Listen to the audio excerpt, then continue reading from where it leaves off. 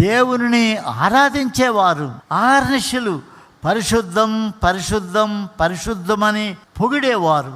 ఆయనను ఆరాధించి ఎత్తి పట్టుకునేవారు దేవదూతలు. వారు దేవుని సన్నిధిలో కనపడాలంటే 6 రెక్కలు ఇచ్చాడు ఒక్కొక్క దేవదూతకు. దేవుని దూతలు తమ పాదములు దైవ సన్నిధిలో పెట్టుటకు యోగ్యులు కాదని 2 రెక్కలు పెట్టి ఆ రెక్కల మీద పాదములు పెట్టుకునేవారు.